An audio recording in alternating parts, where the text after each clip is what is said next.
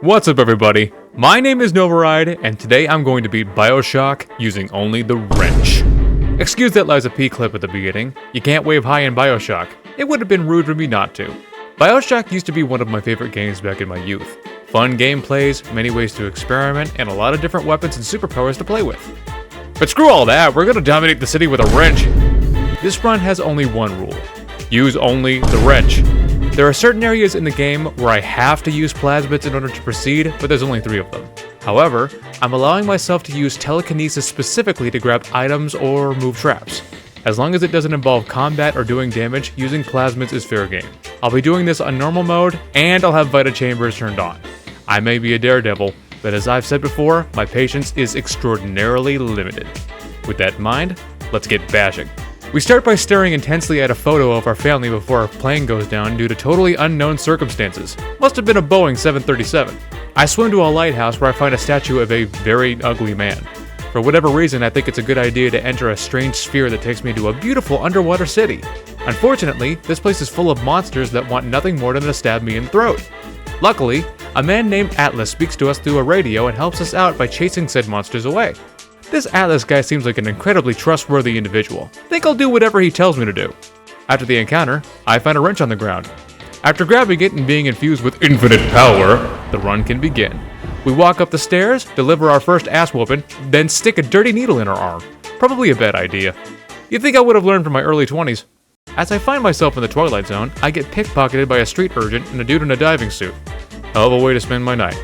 On the bright side, when I wake up, I have electrical powers that I can't ever use because the wrench says no, but it at least allows me to open the door. After having done so, I make my way through the area and get acquainted with what I'm up against, a Big Daddy.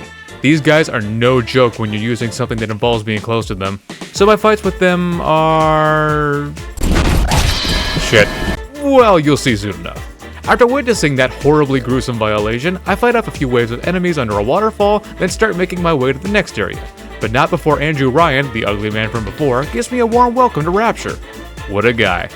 After that, I make my way over to the Medical Pavilion, where I need to reach emergency access to reach the next area. Unfortunately, the place is locked up tighter than old Mother Hubbard's cupboard, so I need to get the key off a man named Dr. Steinman, a very accomplished surgeon. I'm sure he'll be willing to lend me his key. One thing I should mention is hacking. Hacking is done through this little minigame where you switch around pipes in order to give water a direct flow from one side to the other. This will allow you to reduce prices in vending machines, take over healing stations to heal only you, and even reduce the price. And I'm allowed to hack turrets to help me in battle. They only activate when you're attacked though, so they won't be too useful. As I make my way to Steinman, there's some ice in the way. That is unacceptable. So I find a plasmid called Incinerate, which lights things on fire instantaneously. I use it to melt the ice blocking my path. Along the way, I find the Wrench Jockey Gene Tonic, which increases the damage my wrench does by 350%. After my new power trip, I find Steinman and ask for his key, but he ran away while throwing a bomb over his shoulder. I was wrong about Steinman. He must be destroyed. In response to his insolence at my wrenched majesty, I pick up a plasmid called Telekinesis, which allows me to take Steinman's bombs and throw them at the debris, clearing my path once more. I track down Steinman and give him a taste of his own medicine by doing a little reconstructive surgery of my own. He died from how beautiful he looked, but was gracious enough to grant me his key. Making my way back to emergency access, I watch a Big Daddy get yeeted through the wall. I walk into the next room and see a little sister about to be bludgeoned by a splicer. Unfortunately for him, that's my job, so Tenenbaum had to put him down. I got my wrenching arm ready, but Tenenbaum begged me to spare the child's life. I normally wouldn't be so merciful, but since she asked nicely, which is the first nice thing anyone has done down here for me, so I decided to just purge the atom from the girl's system instead. After that, I buy Armored Shell from the nearby Gatherer's Garden, which decreases the amount of damage taken from piercing and bludgeoning attacks by 15%. I think I'm in the clear, but Atlas, the man who I thought was my friend, thought I was totally ready to take on a Big Daddy. At first, I thought he was right, but juke him through here. Yeah, I can. This. Shit. I got my ass kicked. Repeatedly. Luckily, I found my old safe spot I used in my youth. It allowed me to remain safe from the daddy swing at least some of the time. Seriously, I know it's an old game, but the actual hitbox is like 5 times the size of the drill. Give me a break. But I managed to put the old boy down, spare the cistern, and finally make my way over to Neptune's bounty. After I get there, I need to get over to Peach Wilkins, who refuses to let me in until I find him a research camera so he can study spider splicers. Speak of the devil, one shows up to put her blade in my neck, but after a short scuffle, I manage to scare her off. I do what Peach asks of me and find the camera, which I use to take pictures of spider splicers as per Peach's request. The research camera is the game changer. The more progress you make into researching different enemies, the more bonuses you receive for your work. This includes damage bonuses, which makes things so much more bearable. I make my way back over to Peach, who finally lets me in, but he won't let me down into the fisheries until I relinquish all my firearms. The fool. I already have the only weapon I need. Peach accuses me of working for Rapture's boogeyman, Frank Fontaine, so both he and his friends attack me. After I deliver yet another firm ass-whooping, I make my way to the smuggler's hideout, where I was supposed to meet Atlas face to face. What we didn't expect was for Andrew Ryan to be waiting for this moment. Ryan told me to stop, but I rolled the dice on his bluff. Oof. Ah, that's a shame. Atlas is understandably angry and tells us to get to Arcadia. Atlas is now very determined to get his revenge on Ryan. Don't see what his emotional turmoil has to do with me, but I'll do whatever he tells me. I make my way through Arcadia and come face to face with another Big Daddy. This time, it's a Rosie, which has a very powerful rivet gun. I knew I couldn't win, but I went for it anyway.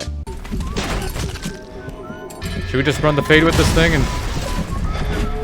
He took out the health station. Dang. Aggressive.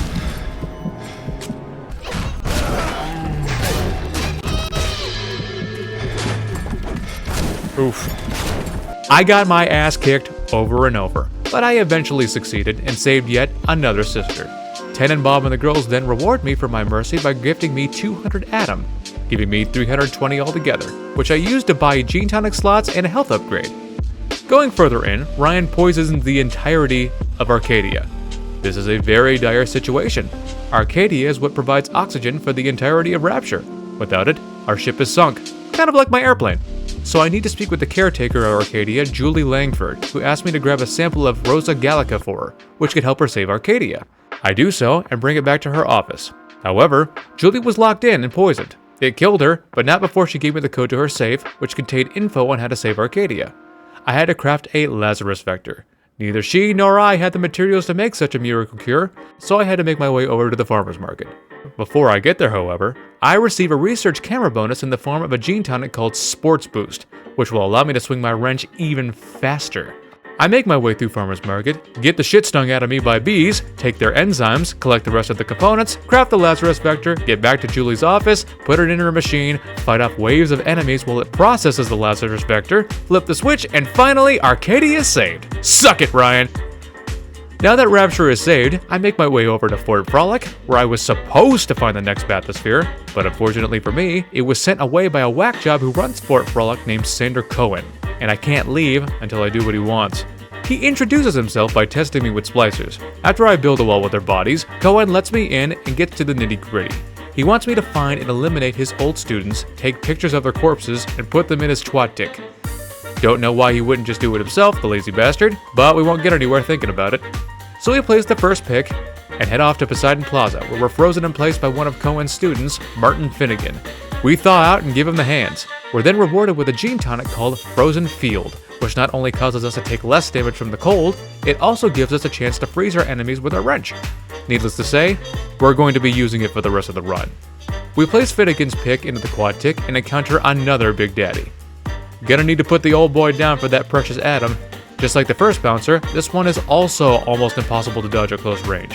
However, I managed to get him stuck behind one of Cohen's reward statues, so I beat him down, save little sis, kill Cohen's other two students. Cohen has an aneurysm which causes him to stick splicers on me for some reason. I complete the quad tick, he rewards me with a gene tonic, and now I can finally leave for Hephaestus. And I do so, but not before I craft a gene tonic called Bloodlust, which heals me every time I perform a melee attack. This will be invaluable for keeping me healthy during a fight. Now that we're in Hephaestus, we need to make our way up to Ryan's office so we can off him. But we can't open it, so we need to find some way to override the system. So, we gotta build a bomb. Yep, no other alternatives here. Luckily, a man named Kybers was already building one. He just never got a chance to finish. I head to his hideout, grab a gene tonic which will cause my damage bonuses to do even more damage, and then listen to his audio log for the instructions. I need nitroglycerin, which I can find in his office, ionic gel, which is just kind of sitting around, and lead wire stubs, which can only be found in Big Daddies. I need 4 of them. And there's only 2 daddy corpses to loot in the area. You see the problem here? I have to kill 2 other Big Daddies, which I do, after a lot of pain, death, and tears. But mostly, the death. I finally put the bitch together and make my way over to geothermal control, where I have to turn a valve to boil some water while killing splicers. Having done so, I use an elevator to carry me up to the core, where I place the bomb. The core ends up totally overloaded, which allows me to open the door to Ryan's office. When I get there, Ryan says, if I can't have it, nobody can, so he decides to destroy Rapture. I still have another man's score to settle, so I weasel my way into Ryan's office, who explains to me the meaning of life. I give him a firm handshake, and then use his genetic key to stop Rapture from imploding, only for me to find out that Atlas was Frank Fontaine the whole time. Who'd have thunk it? I escape from Fontaine's security and end up in Tenenbaum's clinic. Turns out I'm a sleeper agent built in Rapture and sent to the service to be called back later. He's been using me so he can control Rapture this whole time. Who'd have thunk it? It was a crippling revelation, but at least Tenenbaum did me a solid and undid my mental conditioning that forced me to do whatever Atlas said. So we have that. But now I have my own score to settle, and another body to collect. But Fontaine knows what this wrench is capable of. He'd never faced me head on, so I have to go to him. But before I can do any of that, Fontaine still has one more trick up his sleeve. He utters the words, Code Yellow, which causes me to slowly start having a heart attack. My heart. Not wanting to die, I ask Tenenbaum for advice. She instructs me to find a chemical called Lot 192, which will undo the rest of my mental conditioning. I find 1 dose, but it totally screws up my genetic code, which gives me random plasmids every couple of minutes, so I have to be careful of that. But shortly afterward, I find a 2nd dose, which fixes me and totally removes the mental conditioning. I'm now a free man. Free to kill! It's time to give Fontaine this work, so I head over to Point Prometheus. But Fontaine didn't want the smoke, so he noped out of there almost immediately and broke the door controls behind him.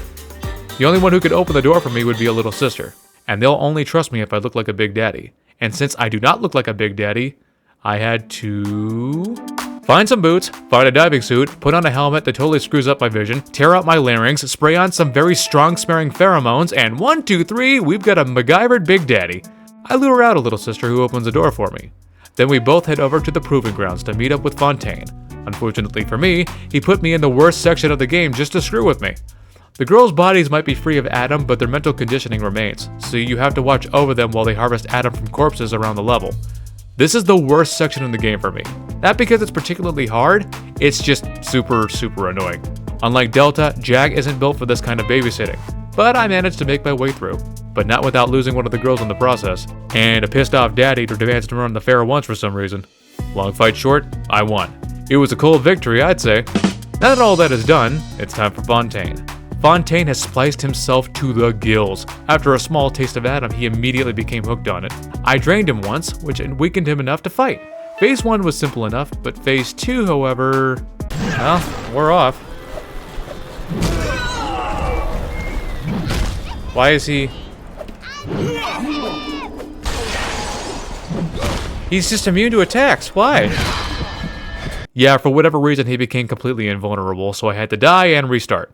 This time went smoothly. Killed Phase 1, whooped Phase 2, deliver a fine ass whooping on Phase 3, and finally stuck him one final time. He wasn't having any of that, so he slapped me upside the head so hard I couldn't move.